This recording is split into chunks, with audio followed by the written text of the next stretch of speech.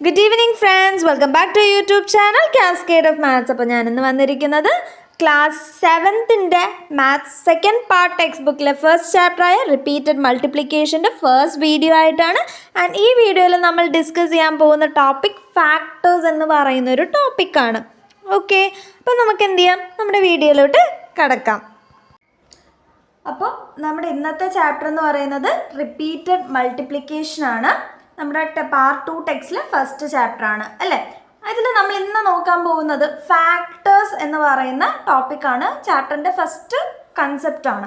നമുക്ക് എല്ലാവർക്കും അറിയാം, ഫാക്ടേഴ്സ് എന്ന് പറയുന്നത് ഒരു സംഖ്യേനെ നമ്മൾ വേറെ കുറച്ച് സംഖ്യകളുണ്ട് ഡിവൈഡ് ചെയ്യാൻ നോക്കുകയാണ്. അങ്ങനെ ഡിവൈഡ് ചെയ്യുമ്പോൾ നമുക്ക് എന്ത് ചെയ്തു, ആ സംഖ്യ കംപ്ലീറ്റ്ലി ഡിവിസിബിൾ ആയി കിട്ടി എന്ന് വെച്ചാൽ റിമൈൻഡർ 0 ആയിട്ട് വന്നു. അങ്ങനെ കംപ്ലീറ്റ്ലി ഡിവിസിബിൾ ആകുമ്പോൾ നമ്മൾ ഡിവൈഡ് ചെയ്യാൻ ഉപയോഗിച്ച നമ്പേഴ്സ് ഏത് നമ്പറിനെയാണോ നമ്മൾ ഡിവൈഡ് ചെയ്യുന്നത് അതിൻ്റെ ഫാക്ടേഴ്സ് ആയിട്ട് മാറും. ഓക്കെ അല്ലേ. ഇനി നമുക്കറിയുന്ന ഒരു പ്രത്യേകത എന്ന് പറഞ്ഞാൽ ഒരു നമ്പറിൻ്റെ ഫാക്ടേഴ്സ് എടുക്കുമ്പോൾ ഒന്നും ആ നമ്പറും എപ്പോഴും അതിൻ്റെ ഫാക്ടർ ആയിരിക്കും. ഇതാണ് ഫാക്ടേഴ്സ്, നമുക്ക് അറിയുന്ന കാര്യമാണ്. ഈ ടോപ്പിക്കിൽ നമ്മൾ ഇന്ന് ഡിസ്കസ് ചെയ്യാൻ പോകുന്നത് ഒരു നമ്പറിനെ എങ്ങനെ അതിൻ്റെ പ്രൈം നമ്പേഴ്സ് വെച്ച് നമുക്ക് അതിൻ്റെ പ്രോഡക്റ്റായിട്ട് ഒരു പ്രൈം നമ്പേഴ്സിൻ്റെ പ്രോഡക്റ്റായിട്ട് റെപ്രസെൻറ്റ് ചെയ്യാൻ പറ്റുമെന്ന് നോക്കാം. ഏതെങ്കിലും പ്രൈം അല്ല, ഏറ്റവും ലീസ്റ്റ് പ്രൈം നമ്പേഴ്സ് വെച്ചിട്ടായിരിക്കും നമ്മൾ റെപ്രസെൻറ്റ് ചെയ്യാൻ പോകുന്നത്. ഓക്കെ, അപ്പോൾ നമുക്കൊരു എക്സാമ്പിൾ നോക്കാം. ഞാൻ 128 എടുത്തു. 128 എന്ന് പറയുന്ന നമ്പേഴ്സിനെ എനിക്കിതിൻ്റെ പ്രൈമിൻ്റെ പ്രോഡക്റ്റായിട്ട് പ്രൈമിൻ്റെ പ്രോഡക്റ്റായിട്ട് റെപ്രസെൻറ്റ് ചെയ്യണം. അതിനെന്ത് ചെയ്യണം, ഞാനിതിനെ ലോങ് ഡിവിഷൻ മെത്തേഡ് ഉപയോഗിച്ച് ബ്രേക്ക് ഡൗൺ ചെയ്യാൻ പോവാം. ഏത് നമ്പർ വെച്ച്, പ്രൈം നമ്പേഴ്സ് എടുത്തിട്ട് ഈ 128നെ ഞാൻ ബ്രേക്ക് ഡൗൺ ചെയ്യാൻ പോവാം. 128 ഏറ്റവും കുഞ്ഞു പ്രൈം നമ്പേഴ്സ് വേണം യൂസ് ചെയ്യാൻ. ഇപ്പോൾ 128 എടുക്കുമ്പോൾ ഞാൻ ആദ്യം എടുക്കുന്നത് 2. എന്തുകൊണ്ട്? യൂണിറ്റ് പ്ലേസിൽ 8 വന്നുകൊണ്ട്. യൂണിറ്റ് പ്ലേസിൽ 0, 2, 4, 6, 8 ഈ 5 നമ്പേഴ്സ് വന്നാൽ ആ സംഖ്യ എന്തായിരിക്കും, 2 കൊണ്ട് കംപ്ലീറ്റ്ലി ഡിവിസിബിൾ ആയിരിക്കും. ഇപ്പോൾ 128ൻ്റെ യൂണിറ്റ് പ്ലേസ് 8 ആയതുകൊണ്ട് ഇത് 2 കൊണ്ട് ഡിവിസിബിളാണ്. അപ്പം ഞാൻ എന്ത് ചെയ്തു, 2 കൊണ്ട് ഡിവൈഡ് ചെയ്യണം. അപ്പോൾ 128നെ 2 കൊണ്ട് ഡിവൈഡ് ചെയ്യുമ്പോൾ എനിക്ക് 64 കിട്ടും അല്ലേ. ഇനി ഈ 64നെയും ഞാൻ 2 കൊണ്ട് ഡിവൈഡ് ചെയ്തു. കാര്യം യൂണിറ്റ് പ്ലേസിൽ 4 ആണ്. 2 കൊണ്ട് ഡിവൈഡ് ചെയ്യുമ്പോൾ എനിക്ക് എത്ര കിട്ടും, 32 കിട്ടും. 32ൻ്റെ യൂണിറ്റ് പ്ലേസ് ആരാണ്, 2 ആണ്. അതും 2 കൊണ്ട് ഡിവിസിബിൾ ആണ്. അപ്പോൾ 2. അപ്പോൾ എനിക്ക് എത്ര കിട്ടും, 32നെ 2 കൊണ്ട് ചെയ്യുമ്പോൾ 16 കിട്ടും. അപ്പോൾ 16ൻ്റെ യൂണിറ്റ് പ്ലേസിൽ 6 ആയതുകൊണ്ട് അതും 2 കൊണ്ട് ഡിവിസിബിൾ ആണ്. അതിനെ 2 കൊണ്ട് ഞാൻ ഡിവൈഡ് ചെയ്യുമ്പോൾ എനിക്ക് 8 കിട്ടും. ഇനി 8നെ നമുക്ക് 2 കൊണ്ട് ഡിവൈഡ് ചെയ്യാമല്ലോ. 2 കൊണ്ട് ഡിവൈഡ് ചെയ്യുമ്പോൾ എനിക്ക് 4 കിട്ടും. 4നെ എനിക്ക് 2 കൊണ്ട് ഡിവൈഡ് ചെയ്യാം അല്ലേ. 2 കൊണ്ട് ഡിവൈഡ് ചെയ്യുമ്പോൾ എനിക്ക് 2 കിട്ടി. ഈ 2നെ എനിക്ക് 2 കൊണ്ട് ഡിവൈഡ് ചെയ്യാം. അപ്പോൾ ബാക്കി 1 വരും. ലോങ് ഡിവിഷൻ മെത്തേഡിൻ്റെ ഇതെന്താണ്, നമ്മൾ 1 എത്തും വരെ ഡിവൈഡ് ചെയ്തുകൊണ്ടേയിരിക്കും അല്ലേ. എത്ര 2 ആയി, എല്ലാം 128 എന്ന് പറയുന്ന നമ്പർ കംപ്ലീറ്റ്ലി 2ലാണ് ഡിവിസിബിൾ ആക്കിയത്. 2 എന്ന് പറയുമ്പോൾ എത്ര 2 ഉണ്ട്, 1, 2, 3, 4, 5, 6, 7 2 ഉണ്ട്. അപ്പം 128നെ 2ൻ്റെ പ്രോഡക്റ്റ് ആയിട്ടാണ് നമ്മൾ പ്രസൻറ്റ് ചെയ്തത്. എത്ര വട്ടം 2നെ മൾട്ടിപ്ലൈ ചെയ്ത്, 7 വട്ടം നമ്മൾ മൾട്ടിപ്ലൈ ചെയ്തല്ലേ. അപ്പം നോക്കിക്കേ, ഈ 128നെ എനിക്ക് എങ്ങനെ എഴുതാം, 2 ഇൻറ്റു 2 ഇൻറ്റു 2 ഇൻറ്റു 2. അപ്പം 4 വട്ടമല്ലേ, ഇനി എത്രയുണ്ട്, 3 വട്ടം കൂടി ഇൻറ്റു 2 ഇൻറ്റു 2 ഇൻറ്റു 2. 7 2 ആയോ നോക്കി, 1, 2, 3, 4, 5, 6, 7. ഈ 128നെ ഇങ്ങനെ പ്രസൻറ്റ് ചെയ്യുമ്പോഴാണ് നമ്മൾ എന്ത് ചെയ്യുന്നത്, ഇതിൻ്റെ ലീസ്റ്റ് പ്രൈം നമ്പേഴ്സിൻ്റെ പ്രോഡക്റ്റിലേക്ക് മാറ്റി. എന്തിൻ്റെ, ലീസ്റ്റ് പ്രൈം നമ്പറിൻ്റെ പ്രോഡക്റ്റിലേക്ക് മാറ്റി. ഇതിനെ ഇങ്ങനെ നമുക്ക് എഴുതിക്കൊണ്ട്, ഇതിപ്പോൾ 7 എണ്ണമൊക്കെ ഉള്ളൂ, അതുകൊണ്ട് ഇങ്ങനെ എഴുതാം. ഇനിയിപ്പോൾ ഇത് ചെയ്യപ്പോൾ 2 ഒരു 15 വട്ടമൊക്കെയാണ് വന്നതെങ്കിൽ നമുക്ക് ഇങ്ങനെ 2 ഇൻറ്റു 2 ഇൻറ്റു 2 എന്ന് എഴുതി പോകാൻ പറ്റത്തില്ല. അപ്പം അങ്ങനെ എഴുതാൻ എന്താണ്, നമ്മുടെ ഒരു കൺവീനിയൻസിന്, നമ്മുടെ ഒരു എളുപ്പത്തിന് വേണ്ടി നമുക്ക് എന്ത് ചെയ്യാം, ഇതിനെ എങ്ങനെ എഴുതാം, 2 എന്ന് എഴുതാം. കാര്യം 2 വെച്ചല്ലേ നമ്മൾ സ്പ്ലിറ്റ് ചെയ്തത്. 2 എന്ന് എഴുതിയിട്ട് എത്ര വട്ടം 2 കൊണ്ട് മൾട്ടിപ്ലൈ ചെയ്തോ അതിനെ വലത്തെ സൈഡിൽ മുകളിലായിട്ട് ചെറുതായിട്ടൊന്ന് എഴുതും. അപ്പോൾ 2⁻7 എന്ന് എഴുതി. കാര്യം 7 തവണയല്ലേ 2നെ മൾട്ടിപ്ലൈ ചെയ്തത്. അപ്പോൾ 2⁻7 എന്ന് എഴുതി. ഇതിൽ പ്രത്യേകത എന്ന് പറയുന്നത് ഈ 2 ഇതിനെ നമ്മൾ വിളിക്കുന്ന പേരാണ് ബേസ്. 2നെ നമ്മൾ ബേസ് എന്നും ഈ 7നെ എന്തെന്നും വിളിക്കും? എക്സ്പോണൻ്റ് എന്നും വിളിക്കും. 7നെ എക്സ്പോണൻ്റ് എന്ന് വിളിക്കും. അപ്പോൾ ഏത് നമ്പർ വെച്ചിട്ടാണോ നമ്മൾ ഡിവൈഡ് ചെയ്യുന്നത് അത് വലുതായിട്ട് എഴുതും, അത് ബേസ് ആയിരിക്കും. എത്ര വട്ടം നമ്മൾ അത് മൾട്ടിപ്ലൈ ചെയ്തു ആ ടൈംസ്, നമ്പർ ഓഫ് ടൈംസിനെ ഏത് വശത്ത്?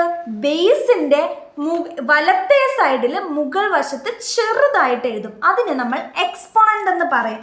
ഇതിനെ നമുക്ക് എങ്ങനെ വിളിക്കാമെന്ന് പറയൂ? ഇതിനെ നമ്മൾ പറയുന്നത് 2 മുകളിൽ എഴുതുന്നതിന് നമുക്ക് എന്തെന്ന് എഴുതാം, എന്തെന്ന് പറയാം?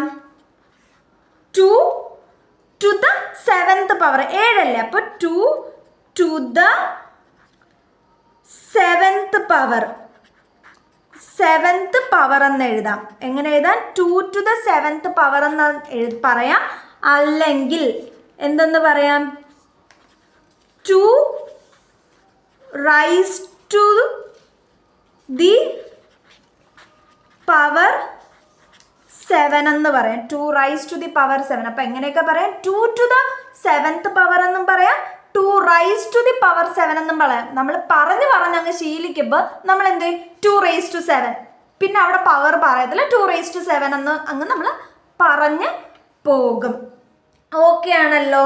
ഇപ്പം എന്താണ് ബേസ്?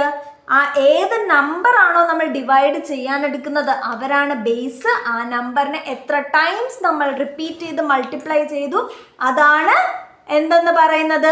എക്സ്പോണൻ്റ് എന്ന് പറയുന്നത്. ഓക്കെ അല്ലേ? നമുക്കിനി വേറൊരു എക്സാമ്പിൾ നോക്കിയാലോ? അടുത്ത എക്സാമ്പിൾ ഞാൻ എടുക്കാൻ പോകുന്നത് 243 ആണ്. ഓക്കെ, 243 ഈ നമ്പറിനെ ഏത് ചെറിയ പ്രൈം കൊണ്ട് ഡിവൈഡ് ചെയ്യാൻ പറ്റുമെന്ന് നോക്കാം. ഇതിന് ഏറ്റവും ചെറിയ പ്രൈം എന്ന് പറയുമ്പോൾ 2 വരും. 2 കൊണ്ട് ഇത് ചെയ്യാൻ പറ്റില്ല, കാര്യം യൂണിറ്റ് പ്ലേസിൽ 3 ആണ്. ഇനി 3 നോക്കിക്കേ, 3ന്റെ ഡിവിസിബിലിറ്റി റൂൾ അനുസരിച്ച് ഡിജിറ്റ്സിന്റെ സമ്മ് 3ഓ 3ന്റെ മൾട്ടിപ്പിൾസോ ആണെങ്കിൽ ആ നമ്പർ എന്താണ്? 3 കൊണ്ട് ഡിവിസിബിൾ ആണ് എന്നാണ് പറയുന്നത് അല്ലേ? അപ്പൊ 243ന്റെ ഡിജിറ്റ് സം നിങ്ങളൊന്ന് പറഞ്ഞേ. 2 + 4 + 3 അല്ലേ? 2 + 4 6, 6 + 3 9. 9 എന്ന് പറയുന്നത് 3ന്റെ മൾട്ടിപ്പിൾ ആണ്. അപ്പൊ നമുക്ക് എന്ത് ചെയ്യാൻ പറ്റും? 3 കൊണ്ട് ഡിവൈഡ് ചെയ്യാൻ പറ്റും അല്ലേ? അപ്പൊ 3 കൊണ്ട് ഞാൻ ഡിവൈഡ് ചെയ്യുവാണ്. അപ്പൊ 3 കൊണ്ട് ഡിവൈഡ് ചെയ്യുമ്പോൾ 243നെ 3 കൊണ്ട് ഡിവൈഡ് ചെയ്യുമ്പോൾ എനിക്ക് കിട്ടുന്നത് 81 ആണ്. എത്രയാണ്? 81. ഈ 81നെ എത്ര വെച്ച് ഡിവൈഡ് ചെയ്യാൻ പറ്റും? നമുക്ക് 3 വെച്ച് തന്നെ ഒന്ന് ശ്രമിച്ചു നോക്കാം. 8 + 1 9, 3ന്റെ മൾട്ടിപ്പിൾ ആണ്, പിന്നെ എന്താണ്? ഡിവിസിബിൾ ആണ് അല്ലേ? അപ്പൊ 3 വെച്ച് തന്നെ ചെയ്യുമ്പോൾ 81നെ 3 വെച്ച് ഡിവൈഡ് ചെയ്യുമ്പോൾ നമുക്ക് കിട്ടുന്നത് 27 ആണ്. 27 നോക്കേണ്ട കാര്യമില്ല, നമുക്കറിയാം 3ന്റെ ഒരു മൾട്ടിപ്പിൾ ആണ് 27 അല്ലേ? അപ്പൊ അതും എന്താണ്? 3 വെച്ച് തന്നെ ഡിവൈഡ് ചെയ്യാൻ പറ്റും. 3 27നെ 3 കൊണ്ട് ഡിവൈഡ് ചെയ്താൽ നമുക്ക് കിട്ടുന്നത് 9 ആണ്. 9നെ നമ്മൾ എന്ത് ചെയ്യും? 3 വെച്ച് തന്നെ ഡിവൈഡ് ചെയ്യും, ശിഷ്ടം 3 വരും, പിന്നെ ഒരു 3 വെച്ച് ഡിവൈഡ് ചെയ്യും, റിമൈനിങ് 1 വരും. അപ്പോൾ 243നെ നമുക്ക് എങ്ങനെ റെപ്രസെന്റ് ചെയ്യാം? 2 4 3നെ എത്ര 3 ഉണ്ട്? 1 2 3 4 5 3 ഉണ്ട് അല്ലേ? അപ്പോൾ 3 × 3 × 3 × 3 × 3 അതെ 5 3 ആയാലും 1 2 3 4 5 അങ്ങനെ എന്തായി? 5 3 ആയല്ലേ? അപ്പൊ ഇതിനെ നമ്മൾ എങ്ങനെ എഴുതാമെന്നാണ് പറഞ്ഞത്? ഇങ്ങനെ റിപ്പീറ്റ് ചെയ്ത് എഴുതുന്നേക്കാട്ടി എളുപ്പത്തിന് എന്ത് എഴുതാം? ബേസ് നമ്പർ, ഏത് നമ്പർ വെച്ചാണോ ഡിവൈഡ് ചെയ്യാൻ ഉപയോഗിക്കുന്നത് അത് ബേസ് നമ്പർ എഴുതിയിട്ട് ആ ബേസ് നമ്പർ എത്ര വട്ടം മൾട്ടിപ്ലൈ ചെയ്തോ ആ നമ്പർ ഓഫ് ടൈംസിനെ അതിൻ്റെ റൈറ്റ് സൈഡിൽ ടോപ്പിൽ ചെറുതായിട്ട് എഴുതും. എത്ര വട്ടം ചെയ്തു? 1 2 3 4 5 വട്ടം. അപ്പോൾ 5 ടോപ്പിൽ എഴുതി. ഇതിനെങ്ങനെ വായിക്കും? 3 to the 5th power അഥവാ 3 raised to the power of 5 അല്ലെങ്കിൽ 3 raised to 5 എന്ന് വായിക്കും. ഇതിൽ 3 ആണ് ബേസ്, 5 ആണ് എക്സ്പോണന്റ് എന്ന് പറയുന്നത്. ഓക്കെ അല്ലേ? നമ്മൾക്ക് എല്ലാവർക്കും അറിയാവുന്ന ഒരു കൺസെപ്റ്റ് എന്ന് പറയുന്നത് റിപ്പീറ്റഡ് അഡിഷനെയാണ് നമ്മൾ എന്ത് വിളിക്കുന്നത്? മൾട്ടിപ്ലിക്കേഷൻ എന്ന് വിളിക്കുന്നത്. എന്താണ്? മൾട്ടിപ്ലിക്കേഷൻ എന്ന് വിളിക്കുന്നത്. അപ്പം നോക്കിക്കേ, ഇപ്പോൾ സപ്പോസ് നോക്കിക്കോളൂ, ഞാൻ എടുത്തു 5 + 5, 5നെ 2 വട്ടം ആഡ് ചെയ്തു, റിപ്പീറ്റ് ചെയ്തല്ല ആഡ് ചെയ്തത്. ഇതിനെ എത്രയാണ്? 10 ആണ്. ഈ 5 + 5നെ നമുക്ക് എന്ത് ചെയ്യാം? 2 ഇൻറ്റു 5 എന്നും എഴുതാം അല്ലേ? എന്ന് വെച്ചാൽ 5നെ 2 വട്ടം മൾട്ടിപ്ലൈ ചെയ്തു അല്ലേ?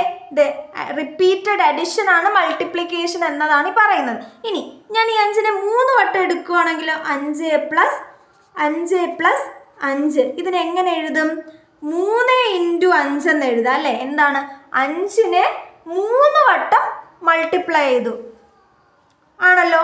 5നെ 3 വട്ടം മൾട്ടിപ്ലൈ ചെയ്താൽ 5നെ 3 വട്ടം ആഡ് ചെയ്തു. അതാണ് 3 ഇൻറ്റു 5 എന്ന മൾട്ടിപ്പിളിൽ നമ്മൾ എഴുതുന്നത്. ഇനിയിപ്പോൾ ഞാനിതൊരു 4 വട്ടം ആക്കിയാലോ? 5 പ്ലസ് 5ന് എന്ത് എഴുതും? 4 ഇൻറ്റു 5 എന്ന് എഴുതും അല്ലേ? 5നെ 4 വട്ടം ആഡ് ചെയ്യുന്നത് 5നെ 4 കൊണ്ട് മൾട്ടിപ്ലൈ ചെയ്യുന്നതിന് തുല്യമാണ്. ഇതിൻ്റെ അർത്ഥം എന്താണ്? Repeated addition is multiplication. എന്താണ്? റിപ്പീറ്റഡ് അഡിഷൻ ആണ് മൾട്ടിപ്ലിക്കേഷൻ എന്ന് നമ്മൾ പറയുന്നത്. ഇത് നമുക്ക് അറിയാവുന്ന ഒരു കോൺസെപ്റ്റ് ആണ് അല്ലേ? ഇപ്പൊ പക്ഷെ നമ്മൾ കണ്ടത് എന്താണ്? നമ്മൾ 2 ഇൻറ്റു 2 ഇൻറ്റു 2 3 ഇൻറ്റു 3 ഇൻറ്റു 3 എന്നൊക്കെ ഇപ്പൊ കണ്ടത് എന്താണ്? റിപ്പീറ്റഡ് മൾട്ടിപ്ലിക്കേഷൻ ആണ്. അപ്പോൾ റിപ്പീറ്റഡ് അഡിഷന് മൾട്ടിപ്ലിക്കേഷൻ എന്ന് വിളിക്കുമെങ്കിൽ റിപ്പീറ്റഡ് മൾട്ടിപ്ലിക്കേഷൻ എന്ത് വിളിക്കുമെന്ന് നമുക്ക് നോക്കിയാലോ? അതും കൂടെ നോക്കിയേ. ഞാൻ എഴുതി 5 ഇൻറ്റു 5 എന്ന് എഴുതി. 5നെ 2 വട്ടം മൾട്ടിപ്ലൈ ചെയ്തു. ഇതിനെങ്ങനെ റെപ്രസെൻ്റ് ചെയ്യും? ബേസ് ആരാണ്? 5 ആണ്. എത്ര വട്ടം മൾട്ടിപ്ലൈ ചെയ്തു? 2 വട്ടം. അപ്പം 5 റേസ് ടു 2. ഇനി ഇത് 3 വട്ടം ആണെങ്കിലോ 5 ഇൻറ്റു 5 ഇൻറ്റു 5 എന്ന് പറയുമ്പോൾ 5 എത്ര വട്ടമാണ്? 3 വട്ടം. അപ്പോൾ റേസ് ടു 3 5 റേസ് ടു 3. ഇനി 4 വട്ടം ആണെങ്കിലോ 5 ഇൻറ്റു 5 ഇൻറ്റു 5 ഇൻറ്റു 5 എന്ന് പറയുന്നത് എന്താണ്? 5 റേസ് ടു എത്ര വട്ടം? 4 വട്ടം. 4 വട്ടം. അപ്പം എന്താണ്? റിപ്പീറ്റ് ചെയ്ത് നമ്മളൊരു സംഖ്യ മൾട്ടിപ്ലൈ ചെയ്തുകൊണ്ട് പോവുകയാണ്. ഇതിനെയാണ് നമ്മൾ എക്സ്പൊണൻസിയേഷൻ എന്ന് പറയുന്നത്. എന്തെന്ന് പറയും? എക്സ്പൊണൻസിയേഷൻ. അപ്പം നമുക്ക് ഇതിനെ എങ്ങനെ എഴുതാം? റിപ്പീറ്റഡ് മൾട്ടിപ്ലിക്കേഷൻ ഇസ് കോൾഡ് എക്സ്പൊണൻസിയേഷൻ എന്ന് എഴുതാം. അപ്പം എഴുതാമല്ലോ. എന്തെന്ന് എഴുതാം? Repeated multiplication. Repeated multiplication is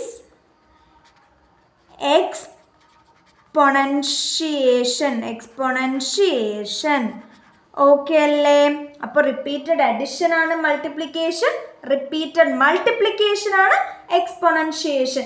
ഇനി ഞാൻ ആദ്യമേ പറഞ്ഞു എന്താണ്?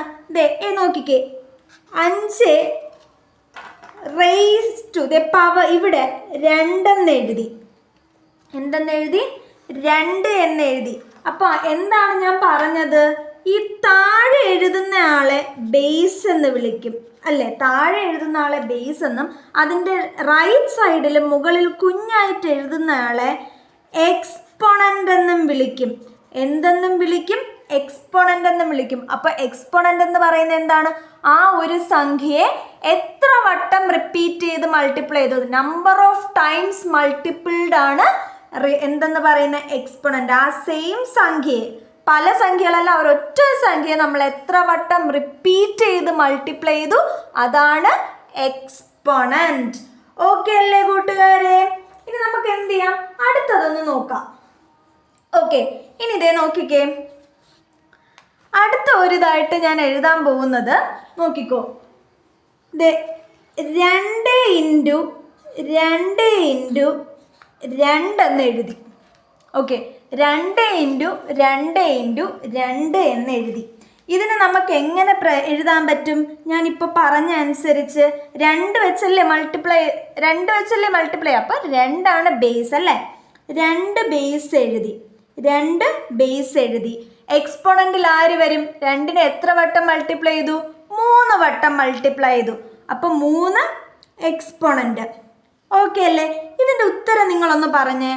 2 ഇൻറ്റു 2 4, 4 ഇൻറ്റു 2 8, 8 അല്ലേ? അപ്പോൾ ഈ 8നെ പറയുന്നതാണ് പവർ എന്ന് നമ്മൾ വിളിക്കും. എന്തെന്ന് വിളിക്കും?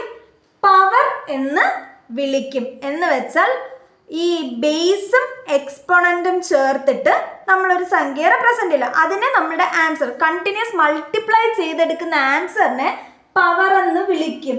ഓക്കെ, ഇതിനെങ്ങനെയാണ് പറയുന്നത്? തേർഡ് പവർ ഓഫ് 2 അല്ലെങ്കിൽ 2⁻³ എന്ന് ഓക്കെ ആണല്ലോ. പവേഴ്സ് എന്ന് പറയുന്നത് എന്താണ്? നമ്മൾ ഒരു സംഖ്യയെ റിപ്പീറ്റ് ആയിട്ട് മൾട്ടിപ്ലൈ ചെയ്ത് നമുക്കൊരു ആൻസർ കിട്ടുമല്ലോ, അതിനെയാണ് ആ നമ്പറിന്റെ പവർ എന്ന് പറയുന്നത്. ഓക്കെ, ഇനിയിപ്പോൾ 5 വേറൊരു സംഖ്യ നോക്കിക്കേ. 5 × 5 ഓക്കെ അല്ലേ? പറഞ്ഞേ 5 × 5 ഇങ്ങനെ എഴുതും, 5⁻² എന്ന് എഴുതും അല്ലേ? 5 × 5 25. അപ്പോൾ ആ സംഖ്യയുടെ പവർ എന്ന് പറയുന്നത് 25 ആണ്. ആരാണ്? 25 ഓക്കെ അല്ലേ?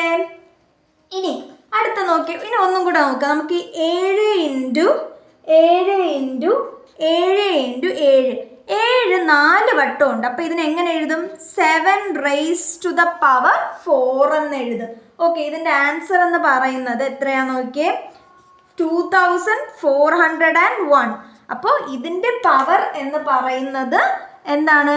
2401. ഓക്കെ അല്ലേ? ഇതിനെങ്ങനെ പറയും? 4th power of 7, 2nd power of 5, 3rd power of 2. ഇതിനെ വേറെ രീതിയിൽ നമ്മൾ എങ്ങനെ പറയും? എന്താണ്? 2⁻³ എന്നും പറയാറുണ്ട്, അല്ലെങ്കിൽ 2⁻³ എന്നും പറയും. ഓക്കെ അല്ലേ? ഇനി നമുക്കിതിൻ്റെ ഒരു ഫോർമൽ ഡെഫിനിഷൻ നോക്കാം. പവറിൻ്റെ ഡെഫിനിഷൻ നമ്മൾ പറയുവാണെങ്കിൽ, the number got by repeatedly multiplying a number by itself is called power. എന്താണ്? ഒരു സംഖ്യയെ അതേ സംഖ്യ കൊണ്ട് തന്നെ റിപ്പീറ്റ് ചെയ്ത് മൾട്ടിപ്ലൈ ചെയ്ത് കിട്ടുന്ന നമ്പറിനെയാണ് നമ്മൾ പവർ എന്ന് പറയുന്നത്. അത് തന്നെയല്ലേ ഇവിടെയും പറഞ്ഞിരിക്കുന്നത്. ഓക്കെ ആണല്ലോ? അപ്പോൾ ഇന്നത്തെ വീഡിയോയിൽ ഇത്രയും കാര്യങ്ങളാണുള്ളത്. നമ്മൾ എന്തൊക്കെ പറഞ്ഞു? റിപ്പീറ്റഡ് അഡിഷൻ ആണ് മൾട്ടിപ്ലിക്കേഷൻ എന്ന് പറഞ്ഞു, റിപ്പീറ്റഡ് മൾട്ടിപ്ലിക്കേഷൻ ആണ് എക്സ്പോണൻഷിയേഷൻ എന്ന് പറഞ്ഞു, പിന്നെ എക്സ്പോണൻ്റ് എന്താണെന്നും പറഞ്ഞു, പവർ എന്താണെന്നും പറഞ്ഞു. ഇതിൻ്റെ എല്ലാം ഡെഫിനിഷൻ ഞാൻ ഒറ്റ സെറ്റായിട്ട് എഴുതിയിട്ടുണ്ട്. നമുക്ക് അതും കൂടെ ഒന്ന് നോക്കാം. ഓക്കെ അല്ലേ? നോക്കിക്കേ, ആദ്യത്തത് എക്സ്പോണൻഷിയേഷൻ ആണ്. The operation of multiplying a number by itself is called exponentiation. എന്താണ്? ഒരു സംഖ്യയെ ആ സംഖ്യ കൊണ്ട് തന്നെ റിപ്പീറ്റ് ആയിട്ട് മൾട്ടിപ്ലൈ ചെയ്യുന്നതിനാണ് എക്സ്പോണൻഷിയേഷൻ എന്ന് പറയുന്നത്. അടുത്ത നോക്കിയേ, the number showing how many are multiplied together is called exponent. ആ നമ്പേഴ്സിനെ എത്ര വട്ടം തമ്മിൽ മൾട്ടിപ്ലൈ ചെയ്തു എന്ന നമ്പറിനെ എന്തെന്ന് പറയും? എക്സ്പോണൻറ്റ് എന്ന് പറയും. ഇനി അടുത്ത് നോക്കിക്കേ, the operation of adding a number by itself is called multiplication. എന്ന് പറഞ്ഞാൽ ഒരു സംഖ്യയെ കണ്ടിന്യൂസ് ആയിട്ട് ആഡ് ചെയ്ത് പോകുന്ന റിപ്പീറ്റഡ് അഡിഷൻ, അതിനെ നമ്മൾ മൾട്ടിപ്ലിക്കേഷൻ എന്നും പറയും. ലാസ്റ്റ് കണ്ട ടേം എന്തായിരുന്നു? പവേഴ്സ് ആണല്ലേ. എന്താണ്? The numbers got by repeatedly multiplying a number by itself are called powers. ഒരു സംഖ്യയെ ആ സംഖ്യ കൊണ്ട് തന്നെ റിപ്പീറ്റ് ചെയ്ത് മൾട്ടിപ്ലൈ ചെയ്യുമ്പോൾ നമുക്കൊരു സംഖ്യ കിട്ടും. ആ സംഖ്യേനെയാണ് നമ്മൾ എന്തെന്ന് പറയുന്നത്? പവേഴ്സ് എന്ന് പറയുന്നത്. നമ്മുടെ എക്സാമ്പിളും കണ്ടായിരുന്നു അല്ലേ? 5 × 5 എന്ന് പറയുമ്പോൾ 25. അപ്പം അതിൻ്റെ പവർ 25 ആണ്. ഓക്കെ അല്ലേ കൂട്ടുകാരെ? സെക്കൻഡ് പാർട്ട് ടെക്സ്റ്റിലെ ഫസ്റ്റ് ചാപ്റ്റർ ആണ്. അതിലെ ഒരു കുഞ്ഞു പോർഷൻ ആണ് ഞാൻ എടുത്തിരിക്കുന്നത്. അപ്പോൾ നിങ്ങൾക്കിത് മനസ്സിലായി എന്ന് ഞാൻ വിചാരിക്കുന്നു. ഡൗട്ട് ഉണ്ടെങ്കിൽ നിങ്ങൾ കമൻറ്റ് ചെയ്യേണ്ടതാണ്. ഓക്കെ, അപ്പോൾ നിങ്ങൾ എൻ്റെ വീഡിയോ ഇഷ്ടപ്പെട്ടെങ്കിൽ ലൈക്ക് ചെയ്യുക, ഷെയർ ചെയ്യുക. ചാനൽ ആദ്യമായി കാണുന്നവരാണെങ്കിൽ പ്ലീസ് സബ്സ്ക്രൈബ് ചെയ്യുക. അപ്പോൾ നമുക്ക് അടുത്ത വീഡിയോയിൽ കാണാം. Bye bye.